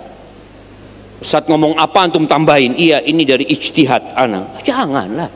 Antum sampaikan sesuai yang disampaikan. Harus bareng-bareng. Yang keempat, para aktivis dakwah ini harus sering bermuhasabah. Dan ana Masya Allah ngelihat Palembang ini, ustadz-ustadz pun duduk di majelis ilmu ini. Masya Allah. Ini sebuah pemandangan yang indah jamaah, ketika para ustadz pun tetap belajar untuk memberikan pelajaran kepada antum. Nuntut ilmu itu tadi yang kita sampaikan sampai mati. Nggak ada ceritanya berhenti nuntut ilmu. Tapi ada sebagian orang yang sudah berhenti. Nggak pernah datang kajian lagi. Berhenti sudah. Karena dia merasa anak sudah tua. Loh, nggak ada batasan nuntut ilmu dalam agama kita. Masya Allah, jamaah. Baik, itu beberapa hal yang dibutuhkan. Kemudian pertanyaan selanjutnya, tolong nasihatnya berkenaan dengan sikap kita sebagai muslim dan warga negara terhadap pemerintah dengan kondisi sekarang ini. Tadi udah ana sampaikan, jamaah. Memang kita sedih, jamaah, dengan kondisi yang ada. Sebelum kita memperbaiki orang lain, tadi kita harus memperbaiki diri sendiri. Berkaitan dengan pemerintahan kita, alhamdulillah di negeri kita ada majelis ulama yang mereka lah seharusnya menjadi jembatan antara kita dengan pemerintah untuk memberikan nasihat-nasihat. Jangan pernah antum menulis, memberikan komentar yang kemudian ketika antum ditanya sama Allah, antum nggak bisa jawab nanti. Di saat fitnah terjadi, Nabi SAW memberikan nasihat kepada seorang sahabat, amsik alaika lisanak, jaga lisan, jangan mencaci, jangan memaki. Muslim itu laisal muslim bitta'an walal la'an walal fahish walal badhi. Muslim itu, kalau kamu mau tahu muslim itu nggak suka melaknat, nggak suka memaki, nggak kotor omongannya, nggak keji lisannya. Itu muslim. Lisannya terjaga. Dalam kondisi fitnah, tolong jaga lisanmu. Jangan sok suci, jangan merasa sudah paling baik engkau. Tadi kita udah bicarakan. Boleh jadi masalahnya di kita. Amsik alaika lisana walzam baitak. Engkau tetap di rumahmu.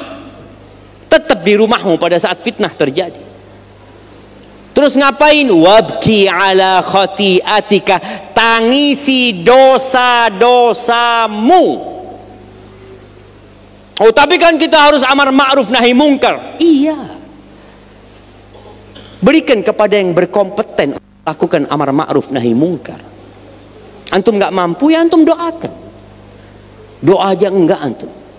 Antum tangisi dosa-dosamu. Boleh jadi kondisi seperti ini karena dosa-dosa kita. Tadi udah anda bacakan hadisnya. Itu yang perlu dilakukan seorang muslim. Jaga lisannya. Jangan menebarkan sesuatu yang kemudian antum menyesal di kemudian hari. Innar rajula la yatakallamu bi kalimatin min sukhtillah atau min sakhatillah yahwi biha fi nari jahannam 70 kharifan. Sesungguhnya ada orang yang berkata dengan sebuah ucapan yang Allah tidak ridhoin ucapan itu. Allah murka dengan omongan itu. Kemudian dia akan terjatuh dalam neraka jahanam selama 70 tahun. Satu kata. Maka hati-hati. Antum mau nulis komentar atau apa, atau mau nyebarkan sesuatu, antum tanyakan, kira-kira ana selamat nggak di hadapan Allah? Itu buat setiap muslim dalam kondisi yang seperti ini. Dan terus terang kayak tadi, kita berharap dengan pemerintahan yang baru ini, dengan kepemimpinan Pak Prabowo, Allah Azza wa Jalla memberikan petunjuk kepada beliau, memberikan hidayah sehingga bisa menegakkan keadilan sesuai dengan yang Allah inginkan. Tapi kita dulu yang harus berbuat baik, jamaah.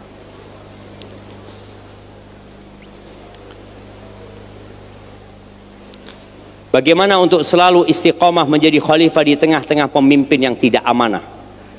Terkadang terdapat intervensi dari pemimpin yang dapat menggoyahkan niat kita. Alhamdulillah ya, kita lihat ya, di kepemimpinan Pak Prabowo ini sudah berapa yang ditangkap? Udah 80 kalau nggak salah yang koruptor yang ditangkap ya. Udah 200? Belum lah. Antum dapat data dari mana? Nanti kasih ana data. Tapi intinya tadi ada banyak perbaikan ya, yang mungkin nggak bisa langsung jamaah, kecuali rakyatnya bisa langsung semua jadi orang baik. Ingat dulu Mei 98. Ya, yang reformasi katanya Pak Harto turun. Selesai masalahnya. Enggak, rakyatnya tetap kayak gini. Rakyatnya seperti ini.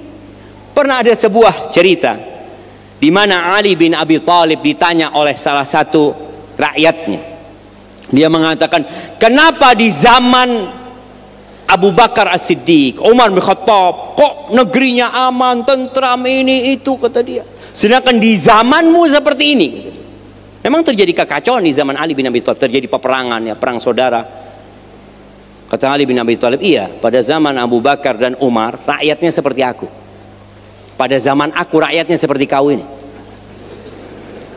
Naam jamaah. Jadi pemimpin itu cerminan rakyat. Tadi udah dibahas hadisnya. Kalau rakyatnya ngurangin timbangan, ngurangin takaran, melakukan penipuan, hukumannya Allah berikan paceklik kepada mereka. Harga-harga melambung tinggi dan dikasih kezaliman pemimpin. Terus antum, kenapa seperti ini? Karena kita sendiri. Jadi kita doakan tadi. Dan alhamdulillah pelan-pelan jemaah, pelan-pelan ya. Insya Allah semua menjadi lebih baik sejalan dengan kita berubah menjadi lebih baik. Tapi kalau kita semakin buruk, maka kedepannya akan semakin menakutkan. Mohon doa dan nasihatnya untuk saya sebagai suami. Alhamdulillah, istri saya sudah bertahap mengetahui yang dilarang Allah dan sholat 5 waktu. Tetapi masih suka ngeyel, membantah nasihat suami, dan sering marah jika saya berangkat kajian. Jadi saya pamit kajiannya mepet, mendadak. Karena kalau tidak mendadak, ngomelnya lama. Dia merasa tidak dihargai jika saya tinggal kajian. Mohon nasihatnya dan doanya untuk saya. Terima kasih. Siapa ini? Kita kasih hadiah jamaah. Nah, mana? Ngaku kasih hadiah. Kasih hadiah buat istrinya. Buat istrinya kita kasih hadiah. Nah, nggak apa-apa, ketahuan lah. Kan istrinya nggak ikut. Oh, nanti ambil ke panitia ya. Ambil ke panitia nanti. Nah, iya. Ahibati fillah. Yang pertama, sang suami sudah bersyukur ya. Dan syukur itu insya Allah akan mengikat nikmat. Dimana mungkin istrinya dulu ya nggak sholat ya. Sekarang istrinya sudah sholat 5 waktu ya. Kemudian tadi disebutkan istrinya mungkin nggak tahu sama yang haram-haram. Sekarang alhamdulillah, cuma masalahnya istrinya suka ngeyel. Alhamdulillah antum kalau punya istri ngeyel, berarti dia perempuan. Nah bener jamaah, itu biasa. Biasa. Kalau istri antum nggak suka ngomong, ini perempuan apa bukan ya, seperti itu. Umar bin Khattab sampai bertanya kepada putrinya Hafsah, bener ya Hafsah, ada istri Nabi yang pagi sampai sore nggak ngajak ngomong Nabi SAW? Ada, kata dia. Kata Umar, la taf'ali, jangan kau lakukan itu, kata dia. Engkau nanti binasa, kata dia. Artinya itu satu hal yang perlu diperbaiki, bukan dibiarkan. Perempuan itu bengkok jamaah. Bengkok perempuan itu. Apa yang harus dilakukan oleh suami? Bersabar.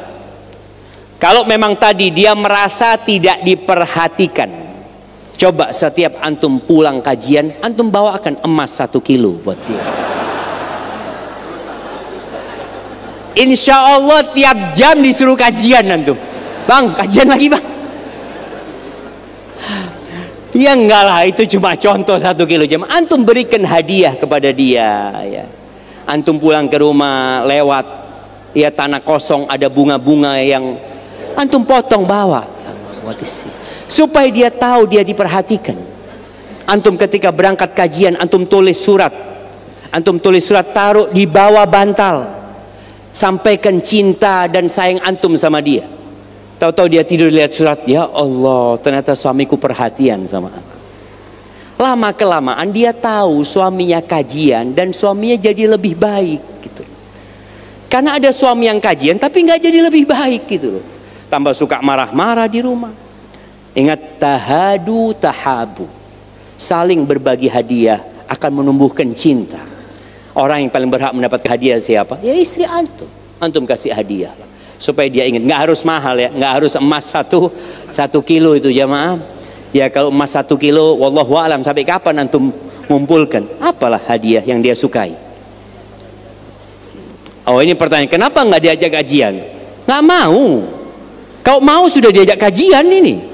Ini baru mau sholat ya, baru mau ya meninggalkan yang haram. Alhamdulillah pelan-pelan. Cuma tadi suami tolong berikan perhatian lebih kepada istrinya. Ketika sampai kajian mungkin di WA dia, alhamdulillah nanti aku mau cerita apa yang aku dapatkan di tempat ini. Barakallahu fikum. Bagaimana hukumnya dengan umroh yang menggunakan dana talangan pihak ketiga?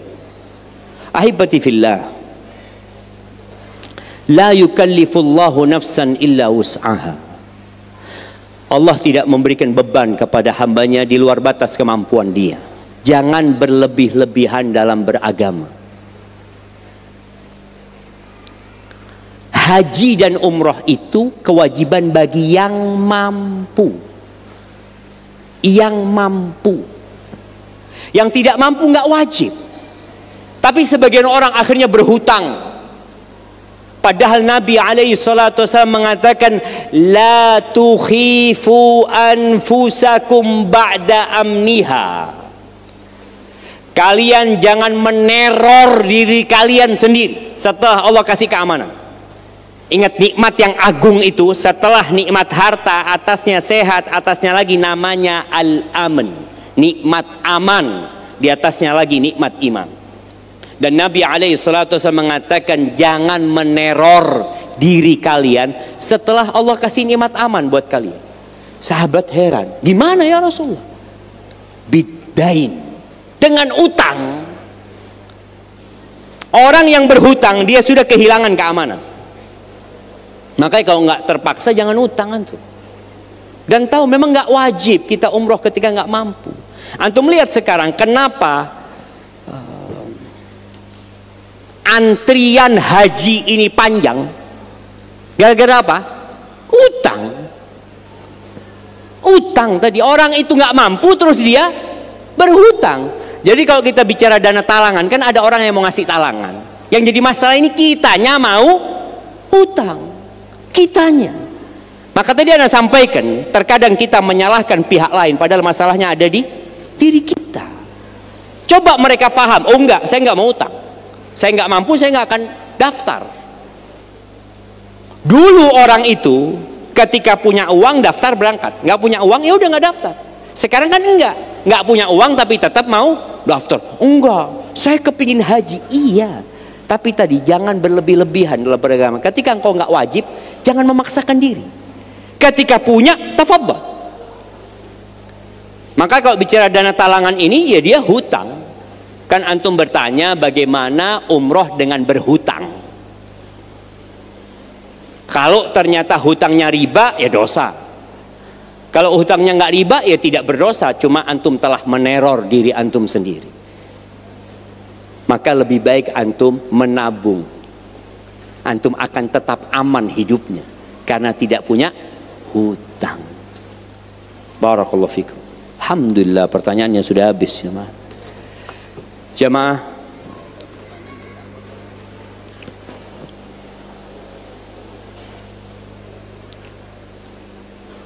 nah ini pertanyaan dari akhwat jemaah, bagaimana saya harus bersikap terhadap suami yang masih belum melaksanakan sholat 5 waktu, masih bolong-bolong, tapi beliau selalu mengarahkan anak-anaknya mondok dan mengizinkan saya menuntut ilmu syar'i dan datang kajian. Alhamdulillah, alhamdulillah, masih baik suami anti.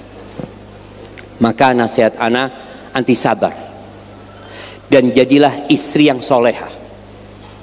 Jadilah istri yang senantiasa memenuhi kebutuhan suaminya, melayani suaminya, bahkan melebihkan.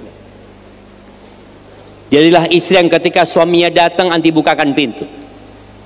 Ketika suami datang jangan ditanya dari mana, tapi ditanya mau apa. Semoga dengan berjalannya waktu engkau berkhidmat kepada dia, engkau mendoakan dia, semoga dia dapat hidayah. Wallahi jamaah, ya anak merasa mungkin ada banyak dosa, anak memberikan fatwa pada orang-orang kadang udah pisah aja, udah cerai aja. Enggak seperti itu jamaah, membina rumah tangga. Anak pernah dengar sebuah fatwa yang membuat anak akhirnya tahu bahwa kita ini fakir ilmu dan fakir pengalaman. Ini ada syekh yang berumur 9 tahun, 90 tahun kira-kira. Dia ditanya oleh seorang perempuan live di televisi. Perempuan ini mengatakan, dia syekh, anak punya suami nggak sholat sudah, peminum suami anak punya anak 5 dari dia. Dan dia tadi malam datang ketika anak sholat malam, anak baca Quran. Tahu-tahu dia datang, dia merobek Al-Quran dan dilemparkan. Mabuk suami. Apa yang harus anak lakukan, Syekh? Subhanallah, Syekh ini tanya, engkau dari mana? Kata dia, dari sini. Kemudian kalau engkau, siapa yang membiayai hidupmu? Kata dia. Ya suami, kata dia. Kalau engkau berpisah gimana? Kata dia. Ya nggak ada, Syekh. Anak-anak mungkin akan ikut suami, karena suaminya punya power, punya fulus seperti itu. Kata Syekh ini, nak sabar nak ya, sabar. Kau berdoa, engkau layani suami, semoga Allah berikan hidayah kepada suami. Padahal suaminya sudah pemabuk, ngelempar Al-Quran.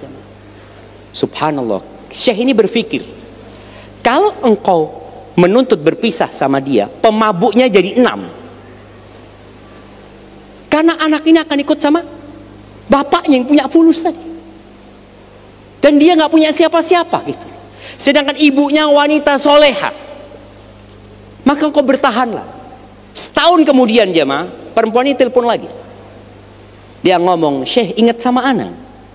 Kata Syekh enggak. Kata dia, siapa engkau? Kata dia, kau ceritakan masalahmu apa? Dulu yang ana telepon 1 tahun yang lalu, kata dia. Apa masalahnya? Kata dia, yang ana cerita suami ana peminum yang merobek Al-Quran, Syekh. Iya, ana ingat. Bagaimana suamimu sekarang nak? Kata dia. Alhamdulillah Syekh, suami ana yang buka masjid waktu sholat subuh sekarang. Buka pintu masjid. Tapi perlu sabar jemaah. Cuma kadang-kala perempuan-perempuan ini dapat suami tadi yang zalim, kemudian dia berontak. Yang ada di rumah berantem. Dia ngasih nasihat suaminya, ini itu, teriak-teriak. Jangan. Ingat, dia pemimpin di rumah, posisikan dia sebagai pemimpin. Hormatin dan hargai dia. Bagaimana dengan dosa-dosanya? Cari waktu-waktu tertentu untuk membisikkan nasihat. Memohon kepada suaminya. Ayolah bang, sholat bang. Minta sama suaminya. Jangan duduk. Bang, sini bang. Duduk sini bang. Engkau tahu bang, orang yang gak sholat itu bisa murtad bang. Yang ada berantem. Maka tolong dengan kelembutan dan kasih sayang, perempuan ini punya senjata yang tidak dimiliki orang lain. Maka gunakan senjatamu, gunakan kelembutanmu, gunakan pelayananmu, gunakan ya kemanjaanmu kepada suami, dan doa-doamu semoga suami mendapatkan hidayah dari Allah Azza wa Jalla. Jamaah, ana mohon maaf ya, ana lihat memang banyak pertanyaan, tapi karena waktu yang sudah mepet, itu yang dapat ana sampaikan. Kurang lebihnya mohon maaf. Yang benar dari Allah Azza wa Jalla, yang salah dari diri ana pribadi. Allah dan Rasulnya terbebaskan dari kesalahan itu. Aqulu qawli hadha wa astaghfirullah li wa lakum wa lisairil mu'minin wal mu'minat fastaghfiruh innahu huwal ghafurur rahim.